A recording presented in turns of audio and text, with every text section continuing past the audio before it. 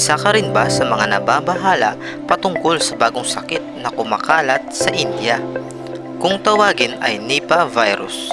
Kasalukuyang naka-lockdown ang buong bayan ng Kerala, probinsya ng India, dahil sa dumarami ang nagkakasakit. Kinumpirma nga ito ng Kagawaran Pangkalusugan ng India. Nipah virus nga ang kumakalat na sakit sa nasabing lugar. As of recording, 5 na ang nagpositibo sa Nipah, 2 dito ay namatay. Samantala, nasa 400 o 700 katao naman ang under investigation dahil sa pagkakaroon ng direct contact sa mga nagpositibo. Ang tanong ng karamihan, totoo ba ito? O gawa-gawa na naman ng mga gahaman sa kapangyarihan at pera para muling pagkaperahan? Tara, pag-usapan natin. Ang Nipah virus ay isang zoonotic virus na ipapasa ito mula sa hayop papunta sa tao. Una itong nadiskubre noong 1999 sa Nipah, Malaysia. Pinaniniwalaang galing ang Nipah virus sa mga fruit bat o paniki. Makailang ulit na ring nagkaroon ng Nipah outbreak sa iba't ibang bansa, partikular sa Asia. Sa katunayan, taong 2007 nang magkaroon ng kauna-unahang kaso na naitala dito sa Pilipinas. Marahil napapaisip kayo, bakit hindi ito kumalat sa Pilipinas? Samantalang 2007 pa lang meron na.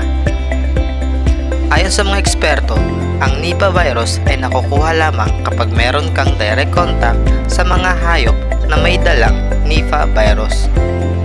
Hindi ito na ipapasa tao sa tao. Ngunit ang Nipah virus na kumakalat ngayon sa India ay kumpirmadong na ipapasa sa tao. Kaya ganun na lamang ang pangamba ng mga eksperto. Baka kumalat ito katulad ng pagkalat ng COVID-19. Ano-ano ba ang simptomas ng Nipah virus?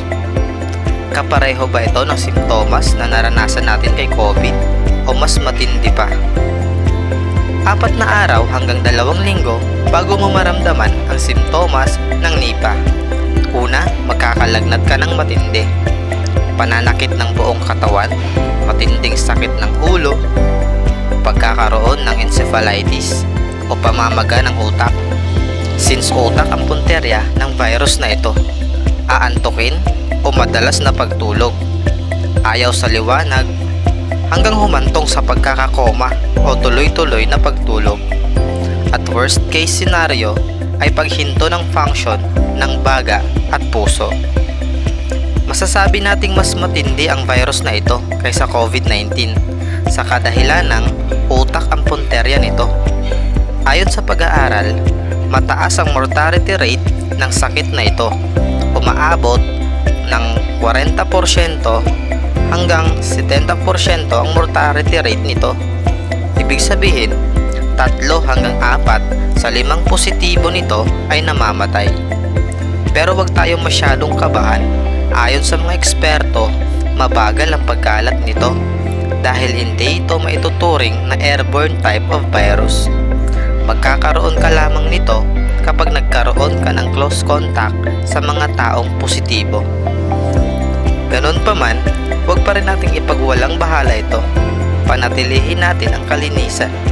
Ugaliing maghugas ng kamay para mas mapabagal ang pagkalat nito. Panatilihin din natin ang malusog at magandang pangangatawan. Kumain ng masusustansyang pagkain para lumakas ang immune system. Ang immune system ang magsisilbing pananggalang mo sa kahit anong uri ng sakit. Pinaka-importante sa lahat, huwag mong kalimutang manalangin araw-gabi. Diyos pa rin ang makapangyarihan sa lahat. Kaya kang protektahan sa lahat ng uri ng sakit. Keep safe.